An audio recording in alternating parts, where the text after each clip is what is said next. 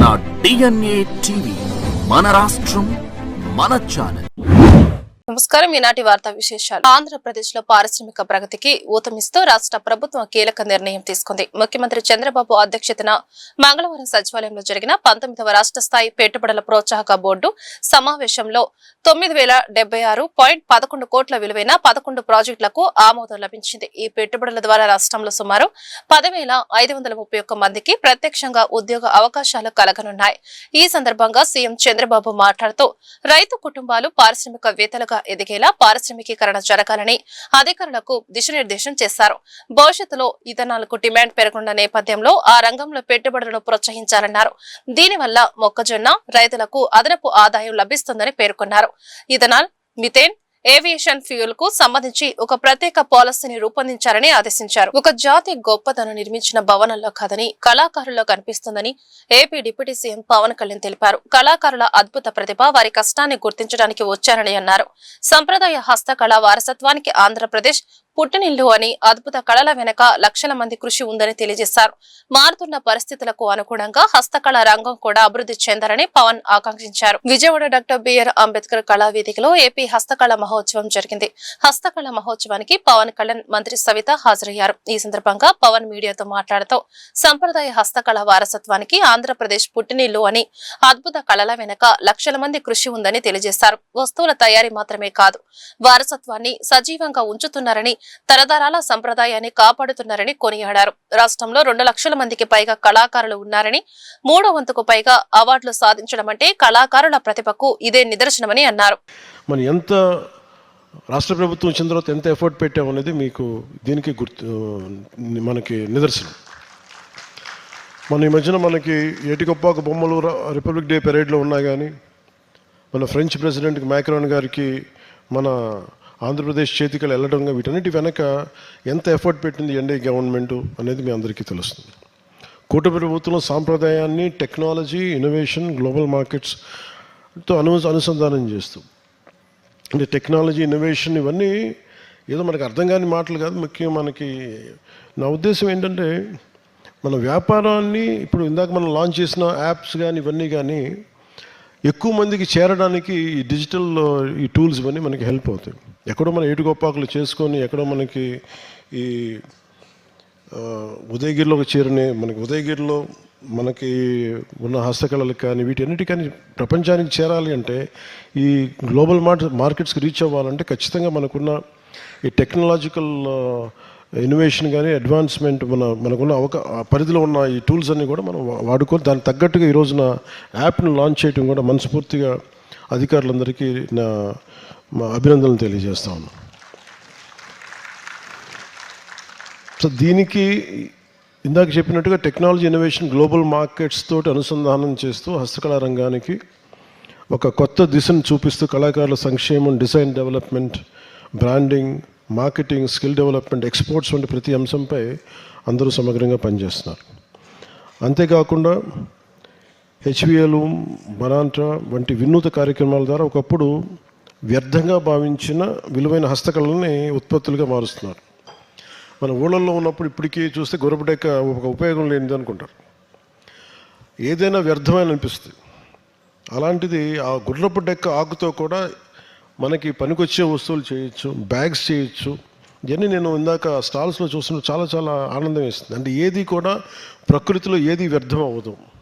ఈ వాడేసిన వదిలేసిన ఈ వైసీపీ అధినేత మాజీ సీఎం వైఎస్ జగన్మోహన్ రెడ్డిపై మంత్రి కొలుసు పార్థసారథి తీవ్రస్థాయిలో విమర్శలు గుప్పించారు. ఆయన మీడియా సమావేశంలో మాట్లాడుతూ జగన్ మాటలను రాష్ట్ర ప్రజలు నమ్మే పరిస్థితి లేదని ఆయన స్పష్టం చేశారు. అమరావతిలో అసమ్మతి, అశాంతి కలిగిస్తూ రాష్ట్ర ప్రజలను రెచ్చగొట్టేందుకు కుట్రలు జరుగుతున్నాయని ఆరోపించారు. గంజాయి బ్యాచ్ రౌడీలతో రాజకీయ లబ్ధి పొందాలని చూస్తే తగిన గుణపాఠం తప్పదని మంత్రి పార్థసారథి హెచ్చరించారు. రాజ్యాంగ పరిరక్షణ కోసం ప్రభుత్వం కఠిన చర్యలకు సిద్ధంగా ఉందని స్పష్టం చేసిన మంత్రి, వ్యక్తిత్వ హరణం చేసిన చట్టం తన పని తాను చేసుకుంటుందని పేర్కొన్నారు. చంద్రబాబు నాయుడు గారు ఖర్చు చేయడం జరిగిందని చెప్పేసి కూడా నేను ఈ సందర్భంగా తెలియజేస్తాను. అంతేకాకుండా ఎస్సీలు, బీసీలు, ఎస్టీలు వీళ్ళంతా కూడా కొద్దిగా ఇబ్బంది పడుతున్నారు ఆర్థిక సమస్యలతో అని చెప్పేసి అడిషనల్ ఫైనాన్స్ ఇచ్చిన ఘనత కూడా కేవలం చంద్రబాబు నాయుడు గారి ప్రభుత్వం అని చెప్పేసి కూడా నేను ఈ సందర్భంగా తెలియజేస్తాను. ఆ విధంగా దాదాపు 712 కోట్ల రూపాయలని ఖర్చు చేయటం కూడా జరిగిందని చెప్పేసి తెలియజేస్తాను. మరి తర్వాత వచ్చిన ప్రభుత్వం 2019-24లో శాంక్షన్స్ అయితే సాధించారు, కానీ 18,61,722 PMAY స్కీమ్ కేంద్ర ప్రభుత్వం నుంచి పూర్తి చేసినవి మాత్రం కేవలం 6,70,000 మాత్రమే అని చెప్పేసి తెలియజేస్తా ఉన్నాను. అది కూడా మరి కేవలం 8,000 కోట్ల రూపాయలు, అయితే 9,500 కోట్ల రూపాయలు మాత్రమే ఖర్చు పెట్టడం కూడా జరిగిందని చెప్పేసి నేను ఈ సందర్భంగా తెలియజేస్తాను. అన్నిటికంటే అన్యాయం ఏంటంటే అంతకుముందు ప్రభుత్వంలో ఏదైతే శాంక్షన్ కాబడి నిర్మాణం కొనసాగిస్తూ ఉన్నారో 4,53,000 మందిని నిర్దాక్షిణ్యంగా తెలుగుదేశం ప్రభుత్వం శాంక్షన్ చేసిందని చెప్పేసి వారి సొంత డబ్బులు ఖర్చు పెట్టుకున్నా కూడా వాటిని క్యాన్సిల్ చేసి మరి లక్షలాది మంది ఎస్సీ బీసీలు పేదవాళ్ళుకి తీరని అన్యాయం చేసిందని చెప్పేసి కూడా నేను ఈ సందర్భంగా తెలియజేస్తా ఉన్నాను. మరి ఇప్పుడు 2024-29 కాలంలో ఈ PMAY గ్రామీణ్ కానీ అర్బన్ కానీ కొంత ఆలస్యమైన కూడా కొన్ని సాంకేతిక కారణాల మీద ఆలస్యమైన కూడా ఇప్పుడు కొత్తగా శాంక్షన్ చేయటం ప్రారంభించారని చెప్పేసి మనం చేస్తాను. ఇదంతా కూడా రాష్ట్ర ప్రభుత్వం సేకరించిన అప్లికేషన్స్ని రాష్ట్ర ప్రభుత్వం దాన్ని స్క్రూటినీ చేసి ఎలిజిబిలిటీ లిస్ట్ పంపించిన ఆధారంగా ఆ లిస్ట్ ఆధారంగా శాంక్షన్స్ కేంద్ర ప్రభుత్వం చేస్తుందని చెప్పేసి కూడా నేను ఈ సందర్భంగా తెలియజేస్తాను. ఇప్పటికీ PMAY అర్బన్ స్కీమ్ కింద 57,600 ఇల్లుని 2025-26లో శాంక్షన్ చేయడం జరిగింది. అదేవిధంగా PM జన్మన్ ST సోదరిమణుల కోసం 28,430, గ్రామీణ పథకం కింద 684, మొత్తం 86,000. మాజీ ముఖ్యమంత్రి వైఎస్ జగన్మోహన్ రెడ్డిపై మైలవరం ఎమ్మెల్యే వసంత వెంకటకృష్ణ ప్రసాద్ ఫైర్ అయ్యారు. వైఎస్ జగన్ ప్రతిపాదిస్తున్నది మావిగన్ కాదని మాయాగన్ అని అన్నారు. జగన్ పిచ్చి చేష్టలను రాష్ట్ర ప్రజలంతా గమనిస్తున్నారని, అమరావతిపై జగన్ విష ప్రచారం చేయడం మానుకోవాలని హితవు పలికారు. మైలవరం మండలంలోని చంద్రగూడెం గ్రామ పంచాయతీ శివారు జంగాలపల్లి గ్రామంలో రైతులకు పట్టాదారు పాస్ పుస్తకాలను మైలవరం ఎమ్మెల్యే వసంత వెంకటకృష్ణ ప్రసాద్ మంగళవారం పంపిణీ చేశారు. ఈ సందర్భంగా జరిగిన సభలో ఎమ్మెల్యే వసంత కృష్ణ ప్రసాద్ మాట్లాడుతూ పొట్టి శ్రీరాములు ఆత్మార్పణ ఫలితంగా ఆంధ్రప్రదేశ్ రాష్ట్రం ఏర్పడిందని, రాష్ట్ర విభజన అనంతరం ఎన్నో ఇబ్బందులను ఎదుర్కొన్నామని అన్నారు. 2014లో ముఖ్యమంత్రి నారా చంద్రబాబు నాయుడు అత్యంత క్లిష్ట పరిస్థితుల్లో పరిపాలన ప్రారంభించి అమరావతి రాజధాని నిర్మాణానికి 33,000 ఎకరాల భూములను సమీకరించి వేల కోట్ల రూపాయలు వ్యయం చేశారని పేర్కొన్నారు. 2019లో అధికారంలోకి వచ్చిన మాజీ ముఖ్యమంత్రి వైఎస్ జగన్మోహన్ రెడ్డి అమరావతి అభివృద్ధిని నిలిపివేసి 3 రాజధానుల పేరుతో రాష్ట్రాన్ని వెనక్కి నెట్టారని విమర్శించారు. 2024 ఎన్నికల్లో ప్రజలు జగన్ కి గట్టి తీర్పు ఇచ్చారని, ప్రస్తుతం మళ్లీ అమరావతిపై విమర్శలు చేస్తూ ప్రజలను తప్పుదోవ పట్టించే ప్రయత్నం చేస్తున్నారని అన్నారు. ఏదేదో చెప్తా అల్లకల్లోలం చేస్తా ఉన్నాడు. ఇక్కడి నుంచి రాజధాని తరలిపోతే చంద్రబాబు నాయుడు గారికి ఏమీ కాదు, ఆయనకి ఏమీ ఆర్థిక నష్టం జరగదు, ఆయన కుటుంబానికి ఉపాధి నష్టం జరగదు. పవన్ కళ్యాణ్ గారికి ఏం కాదు, వసంత కృష్ణ ప్రసాద్కి ఏం కాదు. నాకు రాజధాని అమరావతి ఇక్కడే ఉండాలని చెప్పేదానికి మన ప్రాంత అభివృద్ధి కోసం, మీ బిడ్డల భవిష్యత్తు కోసమే. నాకు అమరావతిలో అంగుళం భూమి లేదు, అంగుళం నేను కొన్న కూడా. ఎందుకంటే మీరందరూ అమరావతికి ఈ గ్రామాలు ఎంత దూరంలో ఉన్నాయో, నేను పుట్టి పెరిగిన ఐతవరం నా గ్రామం కూడా అదే దూరంలో ఉంది. మీరందరూ అభివృద్ధి చెందితే నేను అభివృద్ధి చెందుతాను. కాబట్టి ఇది మన బిడ్డల భవిష్యత్తుకి గత 60-70 సంవత్సరాల బట్టి కుట్రలు సాగించి విజయవాడ గుంటూరు మధ్య అమరావతి రాకుండా ప్రతి సందర్భంలో ఆ రాయలసీమకు చెందిన కొంతమంది నాయకులు అడ్డుపడతా వచ్చారు. ఇది మరో కుట్రకు తెరదీశారు. కాబట్టి 2029 రాజధాని మనకు అవసరమా కాదా, రాజధాని విషయాన్ని తేల్చకుండా వచ్చే వైసీపీ నాయకుడు ప్రతి ఒక్కడిని ప్రశ్నించాల్సిందని తెలియజేస్తూ, తప్పకుండా ఈ పుస్తకం వెనక జై భారత్ జై తెలుగు తల్లి అని చెప్పి రాష్ట్ర ప్రభుత్వం ముద్రించింది. అంతేకాకుండా మనం అందరం మన హక్కుల కోసం అటు ఉత్తర జిల్లాల్లో డేటా సెంటర్లు, ఐటీ కంపెనీలు, రకరకాల పరిశ్రమలు వస్తుంటే మన రాష్ట్రానికి అభివృద్ధి చెందుతుందా ఉందనుకున్నాం. అట్లాగే రాయలసీమ ప్రాంతంలో ఉక్కు పరిశ్రమలు, సెల్ ఫోన్ కంపెనీలు, ఆటోమొబైల్ కంపెనీలు, ఇవన్నీ రకరకాలు వస్తూ ఉన్నాయి. భారతదేశంలో జరుగుతున్నటువంటి కొత్త పెట్టుబడుల్లో ఒక్క ఆంధ్రప్రదేశ్లోనే 25% పెట్టుబడి పెడతారు. భారతదేశం కొత్తగా స్థాపించే పరిశ్రమల్లో 4వ వంతు భాగం ఆంధ్రప్రదేశ్కి వస్తుంటే వాటిల్లో 80% ఉత్తర కోస్తా జిల్లాలకి, రాయలసీమ జిల్లాలకి వెళ్తుంది. కానీ మనం ఎక్కడ మనకు అభ్యంతరం పెట్టలా, పరిశ్రమలు మాకు రావాలని కోరలా. ఎక్కడొచ్చినా మన ఆంధ్ర రాష్ట్రం బాగుపడుతుందని కోరుకున్నాం. కానీ మన దగ్గర వస్తున్న అమరావతికి జగన్మోహన్ రెడ్డి వ్యతిరేకం. భారత ఎన్నికల సంఘం ఆదేశాల మేరకు కొనసాగుతున్న ప్రత్యేక సమగ్ర ఓటర్ల జాబితా సవరణ కార్యక్రమంలో షిఫ్టింగ్ డెత్ ఆబ్సెంట్ ఓట్లపై అత్యంత జాగ్రత్తగా వ్యవహరించాలని విజయవాడ నగరపాలక సంస్థ కమిషనర్ ధ్యానచంద్ర అధికారులను ఆదేశించారు. BLOలు సేకరించిన ప్రతి షిఫ్టింగ్ డెత్ ఆబ్సెంట్ ఓటును సంబంధిత AEROలు స్వయంగా BLOలతో కలిసి క్షేత్రస్థాయిలో పరిశీలించి నిర్ధారించుకున్న అనంతరం మాత్రమే తదుపరి చర్యలు చేపట్టాలని స్పష్టం చేశారు. మంగళవారం పశ్చిమ నియోజకవర్గంలోని కుద్దూస్ నగర్, విజయవాడ సెంట్రల్ నియోజకవర్గంలోని రామకృష్ణాపురం ప్రాంతాల్లో కమిషనర్ క్షేత్రస్థాయిలో పర్యటించి ప్రత్యేక సమగ్ర ఓటర్ల జాబితా సవరణ కార్యక్రమాన్ని పరిశీలించారు. ఈ సందర్భంగా కమిషనర్ మాట్లాడుతూ BLOలు సమర్పించే ప్రతి ఎలిమినేషన్ ఫారాన్ని అత్యంత జాగ్రత్తగా పరిశీలించాలని, ఓటరు నిజంగా మరణించారా, వేరే ప్రాంతానికి శాశ్వతంగా మారారా లేదా ఆ చిరునామాలు నివసించడం లేదా అనే విషయాలను క్షేత్రస్థాయిలో ధృవీకరించిన తర్వాత మాత్రమే సంబంధిత ప్రక్రియను పూర్తి చేయాలని సూచించారు. ఓటర్ల జాబితా స్వచ్ఛంగా, పారదర్శకంగా ఉండేలా ప్రతి అధికారి బాధ్యతాయుతంగా వ్యవహరించాలని తెలిపారు. SIR ప్రక్రియను మరింత వేగవంతంగా, సమర్థవంతంగా నిర్వహించేందుకు ప్రతి AEROకు అదనంగా 3 అడిషనల్ AEROలు, 1 జిల్లా స్థాయి అధికారిని నియమించినట్లు తెలిపారు. మాజీ కార్పొరేటర్ పణుకు శేషగిరిరావు సేవలు ఆదర్శప్రాయమని పలువురు వక్తలు ప్రస్తుతించారు. కాంగ్రెస్ పార్టీలో సుదీర్ఘకాలం పనిచేసిన శేషగిరిరావుకు వైఎస్ రాజశేఖర రెడ్డి సహా ఎందరో ప్రముఖులతో సన్నిహిత సంబంధాలు ఉండేవని తెలిపారు. కార్మిక నేతగా ఆయన అందించిన నిస్వార్థ సేవలకు గుర్తింపుగా ఆయన నివసించిన ప్రాంతంలో వీధికి పేరు పెట్టడం ఎంతో సంతోషంగా ఉందని వారు తెలిపారు. నగర కులస్తులను BCల జాబితాలో చేర్చడంలో ఆయన తన వంతు కృషి చేశారని పేర్కొన్నారు. పశ్చిమ నియోజకవర్గానికి చెందిన కాంగ్రెస్ పార్టీ సీనియర్ నేత పణుకు శేషగిరిరావు 70వ జయంతి వేడుకలు విజయవాడ మహంతీపురంలో ఘనంగా జరిగాయి. శేషగిరిరావు కుటుంబ సభ్యులు, ఆంధ్రప్రదేశ్ నగరాల సంఘం సంయుక్త ఆధ్వర్యంలో జరిగిన ఈ వేడుకల్లో పలువురు ప్రజాప్రతినిధులు, నగరాల సంఘ ప్రముఖులు పాల్గొని దివంగత శేషగిరిరావు చిత్రపటానికి పుష్పాంజలి ఘటించి ఘననివాళులర్పించారు. ఈ సందర్భంగా మహంతీపురంలోని మరుపిళ్ల చిట్టి నగరపాలక సంస్థ స్కూల్ రోడ్డుకు పణుకు శేషగిరిరావు వీధిగా నామకరణం చేశారు. విజయవాడ ఎంపీ కేసినేని శివనాథ్ ముఖ్య అతిథిగా పాల్గొని శేషగిరిరావుకు నివాళులర్పించి వీధి పేరును ఆవిష్కరించారు. నగర ప్రముఖ రాజకీయవేత్త కావచ్చు, పణుకు శేషు గారి 70వ జయంతి సందర్భంగా ముఖ్యంగా వారి కుటుంబ సభ్యులు, అదేవిధంగా నగరాల రాష్ట్ర సంఘం వారు కూడా ఈరోజు వారి యొక్క కార్యక్రమాన్ని ఘనంగా నివాళులర్పించడానికి అందరినీ కూడా పిలవడం జరిగింది. ముఖ్యంగా పణుకు శేషు గారు కార్మిక నాయకుడిగా కాంగ్రెస్ పార్టీలో కూడా చాలా చక్కగా కార్యక్రమాలు చేసుకుంటూ అటు ప్రతి ఒక్కరికి కూడా రాజశేఖర రెడ్డి గారు కూడా గడ్డం అని పిలిచేవాళ్ళు అని చెప్పని చెప్తుండేవాళ్ళు. అంటే అంత సాన్నిహిత్యంగా ఉండే వ్యక్తి పణుకు శేషు గారు. ఎవరికే కష్టం వచ్చినా కానీ నేనున్నానని చెప్పని ముందుకు తీసుకువెళ్తూ కూడా ఉన్న పెద్ద నాయకుడు. ఈరోజు ఆయన మన మధ్యలో లేకపోవడం అనేది చాలా బాధాకరం.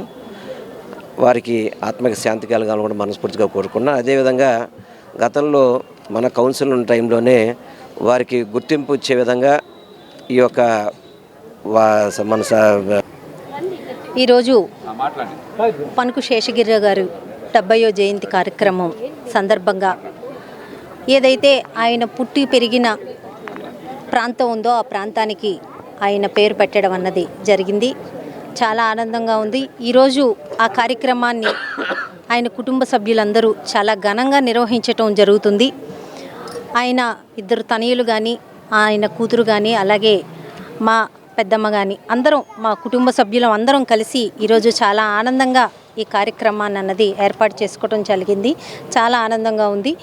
పణుకు శేషు గారు సుపరిచితులు ప్రతి ఒక్కరికి విజయవాడ నగరంలోన, పశ్చిమ నియోజకవర్గంలోన ఆయన తెలియని వాళ్ళంటూ ఎవరూ లేరు. ఎందుకంటే కార్మికుల దగ్గర నుంచి కులం వరకు ప్రతి ఒక్కరికి నల్లో తల్లో నాలికలాగా ఉంటూ ప్రతి ఒక్కరికి ఆయన చేతనైన సహాయ సహకారాలు అందిస్తూ మాజీ కార్పొరేటర్గా కూడా విజయవాడ నగర అభివృద్ధిలోన ఆయన పార్టిసిపేట్ చేస్తూ స్వతంత్రం సమరం తర్వాత ఆయన పుట్టినా కానీ చిన్నాగారు ఆశయాలను కానీ, చిన్నాగారితోటి పోతున్న చిన్నాగారితోటి ఆయన ప్రయాణం కానీ, మరిపిల్ల చిట్టిగారు కేంద్ర కార్యాలయానికి అధ్యక్షుడిగా కానీ, అలాగే నగరాల సంఘంలోన మా కులాన్ని ముఖ్యమంత్రి సహాయ నిధి కోసం పార్టీలకు, మతాలకు, కులాలకు అతీతంగా అర్హులైన ప్రతి ఒక్కరి దరఖాస్తులను ముఖ్యమంత్రి కార్యాలయానికి పంపించి త్వరితగతిన చెక్కులు మంజూరయ్యేలా ప్రత్యేకంగా కృషి చేస్తున్నామని ఎమ్మెల్యే బోండా ఉమా తెలిపారు. లబ్ధిదారులకు గౌరవప్రదంగా చెక్కులు అందించడం తమ బాధ్యతగా భావిస్తున్నామని అన్నారు. సింగ్ నగర్ లోని సెంట్రల్ నియోజకవర్గ శాసనసభ్యుల కార్యాలయంలో 57-63 డివిజన్లకు చెందిన 18 మంది లబ్ధిదారులకు మొత్తం 8,88,000 విలువైన ముఖ్యమంత్రి సహాయ నిధి చెక్కులను ప్రభుత్వ విప్ సెంట్రల్ నియోజకవర్గ శాసనసభ్యులు బోండా ఉమామహేశ్వరరావు అందజేశారు. ఈ సందర్భంగా బోండా ఉమా మాట్లాడుతూ ప్రజలు తనపై ఉంచిన విశ్వాసాన్ని ఏ మాత్రం వమ్ము చేయకుండా ప్రజాసేవని ద్వయంగా నిరంతరం పనిచేస్తారని తెలిపారు.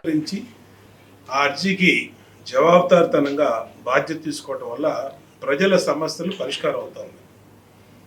ఇవాళ ప్రతి శుక్రవారం ప్రజా దర్బార్ నిర్వహించడం కానీ, లేదంటే మా డివిజన్ నాయకులతో ముఖ్యమంత్రి సహాయ నిధి కోసం ఎవరు అప్లై చేసినా, పార్టీలకు అతీతంగా, మతాలకి, కులాలకు అతీతంగా ఎవరు అప్లై చేసినా వాళ్ళు ఇచ్చిన అప్లికేషన్ని ముఖ్యమంత్రి గారి కార్యాలయానికి తీసుకెళ్ళి అక్కడి నుంచి చెక్కు రాపించి గౌరవప్రదంగా మళ్ళీ తీసుకొచ్చి వాళ్ళకి అవ్వడం వల్ల సంతోషం వ్యక్తం చేస్తున్నారు. బోండా ఉమాకి అధికారం అనేది అలంకారం కాదు, అధికారం అనేది ఒక బాధ్యత. ఆ బాధ్యతని నిరంతరం కూడా ప్రజల కోసం పనిచేస్తాం. డివిజన్లో సంక్షేమం కానీ, అభివృద్ధి కానీ, నేను వచ్చినాక ఈ 2024 నుంచి ఈ 24 నెలల్లో 550 కోట్ల రూపాయలతో అభివృద్ధి కార్యక్రమాలు తీసుకొచ్చాం. మొన్ననే గుణదల రైల్వే ఫ్లైఓవర్కి శంకుస్థాపన చేసాం 98 కోట్ల రూపాయలు పెట్టి. ఇంకొక వారం రోజుల్లో విజయవాడ మన సెంట్రల్ నియోజకవర్గానికి హెడ్ వాటర్ వర్క్స్ నుంచి ఇప్పుడు వాటర్ సప్లై జరుగుతుంది. అది లేకుండా డైరెక్ట్ రా వాటర్ని ఫిల్టరైజేషన్ ప్లాంట్ని ఇక్కడ ఏర్పాటు చేసి ఇంకొక 3 కొత్త వాటర్ ట్యాంకులు కూడా కట్టి ఈ నియోజకవర్గంలో మంచినీరు సరఫరాని ఎక్కడా ఇబ్బంది లేకుండా చేయడానికి 80 కోట్ల రూపాయలతో ఇంకొక 10 రోజుల్లోనే శంకుస్థాపన చేయబోతా ఉన్నాం. రోడ్లు, డ్రైన్లు, drinking water, school buildings, primary health care centres, community halls, compound walls, పార్కులు అన్నీ కూడా ఒక పద్ధతి ప్రకారం ఆ పనులన్నింటినీ పూర్తి చేయడం వల్ల ప్రజలు సంతోషం వ్యక్తం చేస్తూ ఉన్నారు. ఇవాళ 63వ డివిజన్లో మా డివిజన్ ప్రజలకి దాదాపు 7 లక్షల రూపాయలు చెక్కులు ఇవాళ అందించడం జరిగింది. సంతోషంగా ఉంది. డివిజన్ పార్టీ అధ్యక్షులు లబ్బా వైకుంఠం కానీ, అలాగే డివిజన్ ఇన్ఛార్జి కాసీము, కోలాసీను సెక్రటరీ మా లబ్బా దుర్గా, అందరూ డివిజన్ నాయకులు అందరూ కూడా నిరంతరం ప్రజల్లో ఉంటా ఉన్నారు. బెజవాడ పరిధిలోని గుణదలలో మున్సిపల్ కార్పొరేషన్ రోడ్డు నిర్మాణం తీవ్ర ఉద్రిక్తతకు దారితీసింది. ఎటువంటి ముందస్తు సమాచారం లేకుండా అర్ధరాత్రి వేళ కార్పొరేషన్ సిబ్బంది రహదారి నిర్మాణ పనులు చేపట్టడంపై స్థానిక భూ యజమానులు తీవ్ర అభ్యంతరం వ్యక్తం చేశారు. నకిలీ పత్ర సృష్టితో తమ స్థలాన్ని వేరొకరు రిజిస్ట్రేషన్ చేయించుకొని దాన్ని కార్పొరేషన్ కు గిఫ్ట్ డీడ్ గా ఇచ్చారంటూ బాధితులు ఆందోళనకు దిగారు. బాధిత యజమాని పరశురం తెలిపిన వివరాల ప్రకారం ఆయన తండ్రి సాకులూరి యాకోబు 1961లోనే మరణించారు. అయితే కొందరు వ్యక్తులు దొంగ డాక్యుమెంట్లు సృష్టించి ఆ స్థలాన్ని తమ పేరుతో అక్రమంగా రిజిస్ట్రేషన్ చేయించుకున్నారు. అనంతరం ఆ నకిలీ పత్రాల ఆధారంగానే సదరు స్థలాన్ని మున్సిపల్ కార్పొరేషన్ కు గిఫ్ట్ డీడ్ గా రాసిచ్చారు. ఈ మోసంపై విచారణ జరిపి తప్పుడు పత్రాలు సృష్టించిన వారిపై చర్యలు తీసుకోవాల్సింది పోయి కార్పొరేషన్ అధికారులు ఏకపక్షంగా వ్యవహరిస్తున్నారని పరశురం ఆగ్రహం వ్యక్తం చేశారు. తమకు న్యాయం చేయకుండా వివాదాస్పద స్థలంలో అర్ధరాత్రి వేళ దొంగచాటుగా రోడ్డు వేయడంపై యజమానులు తీవ్ర నిరసన తెలిపారు. పనులు నిర్వహిస్తున్న కార్పొరేషన్ సిబ్బందిని అక్కడకు తీసుకొచ్చిన ప్రాక్లైన్ వాహనాన్ని బాధితులు అడ్డుకున్నారు. దీంతో అక్కడ కొద్దిసేపు ఘర్షణ వాతావరణం నెలకొంది. రాత్రిపూట రోడ్లు వేస్తాము, ఎవరికి అడ్డంగా ఉండదని గవర్నమెంట్ ల్యాండ్ లో వేస్తాం. మేమేం ప్రైవేట్ ల్యాండ్ లో ఇట్లా ఇది కార్పొరేషన్ స్థలం రాసిచ్చిన ఆయన కూడా రోడ్డు నిమిత్తమే రాసిచ్చాడు. రోడ్డే ఫామ్ చేస్తున్నాం మేము, అంతకంటే ఏం చేయట్లా. ఏంటో మాట్లాడరేంటండి? నేను రాసిచ్చానా? నాకు ఎక్కువ రాసిచ్చానా? పరశురాం మీరేదో డాక్యుమెంట్ చూపించండి. ఓనర్ మీరే ఓనర్. ఆయనకి ఇచ్చాను. ఎవరికి ఇచ్చారు? ఎవరికి ఇచ్చారు? మీరు ఆయనకి ఇస్తే ఆయన డిపార్ట్మెంట్ కాదు కదా. ఆయన కాదండి. మీరు ఓనర్ ఇవ్వండి, ఆయనకి ఇవ్వటం ఏంటి? ఈయన ఎవరు అసలు? ఎవరు? ఈయన ఎవరు? ఆయన కొనుక్కున్నది ఇది. ఈయన కొనుక్కున్నారా? ఈ డాక్యుమెంట్ ఏంటి చూపించండి. ఏ సంవత్సరంలో కొనుక్కున్నారు? థర్డ్ పార్టీగా చూపించాను. ఇది మాది. రాజాదిరాజా చిత్ర యూనిట్ విజయవాడ నగరంలో సందర్శిస్తుంది. జూలై 17న విడుదల కానున్న తమ చిత్రాన్ని అఖిలాంధ్ర ప్రేక్షకులు వీక్షించి విజయవంతం చేయాలని ఈ సందర్భంగా హీరో రిత్విక్ కోరారు. ఈ చిత్రంలో సీనియర్ నటులు సాయి కుమార్, నరేష్, మంజు భార్గవి నటించారని, కుటుంబ సమేతంగా ఈ చిత్రాన్ని ప్రేక్షకులు వీక్షించవచ్చని ఆయన తెలియజేశారు. నగరంలోని హోటల్ మురళి ఫార్చునలో ఏర్పాటు చేసిన విలేకరుల సమావేశంలో హీరో రిత్విక్ మాట్లాడుతూ ఈ చిత్రంలో తన క్యారెక్టర్ కు సంబంధించి మంచి వేరియేషన్స్ ఉంటాయని, అవి జూలై 17న థియేటర్లలోనే చూడాలని అన్నారు. తన ఫ్యాషన్, తనకు నచ్చిన పని చేయాలనుకునే ఒక యంగ్ బాయ్ కథని తండ్రి కొడుకుల మధ్య వచ్చి కొన్ని మలుపులతో కథ ఆసక్తికరంగా సాగుతుందని తెలిపారు. సీనియర్ నటులు నరేష్, సాయి కుమార్, మంజు భార్గవి వంటి ముగ్గురు లెజెండరీ నటులతో తొలి సినిమాలోనే నటించే అవకాశం రావడం తన సౌభాగ్యమన్నారు. జూలై 17న విడుదల కాబోతున్న ఈ ఫ్యామిలీ ఓరియంటెడ్ చిత్రాన్ని అందరూ ఆదరించాలని కోరారు. అనంతరం దర్శకుడు అనిల్ మాట్లాడుతూ తాను పుట్టి పెరిగింది విజయవాడలోని తన డెబ్యూ సినిమా ప్రమోషన్ కోసం ఇక్కడికి రావడం చాలా సంతోషంగా ఉందని పేర్కొన్నారు. ఫస్ట్ ఆఫ్ ఆల్ ఇక్కడ వచ్చేసిన ప్రతి ఒక్కరికి నా హృదయపూర్వక నమస్కారం అండి. Thank you so much media వాళ్ళందరికీ ఇక్కడికి వచ్చి ఈరోజు మా సినిమా రాజాదిరాజాన్ని సపోర్ట్ చేయడానికి వచ్చినందుకు థ్యాంక్ యూ సో మచ్. మీ ద్వారా విజయవాడలో ఉన్న ప్రజలందరికీ, ఆడియన్సెస్ అందరికీ మా సినిమాని మీరు తీసుకుని వెళ్తారని కోరుకుంటున్నానండి. అండ్ విజయవాడకి రావడమే కనకదుర్గమ్మ తల్లి టెంపుల్కి వెళ్ళి వచ్చాము. దేవి ఆశీస్సులు తీసుకుని మా జర్నీ మొదలు పెడదామని. సో అందుకు మీ అందరి సపోర్ట్ మాకు ఎప్పుడు ఉండాలని కోరుకుంటున్నానండి. Thank you. అండ్ ఇంట్రడ్యూస్ చేసుకుంటాను. నా పేరు రుత్విక్ అండి. నేను తెలుగు ఇండస్ట్రీలో డెబ్యూ చేస్తున్నాను. మా సినిమా రాజాదిరాజా ద్వారా తెలుగు ప్రేక్షకులకి పరిచయం అవ్వబోతున్నాను.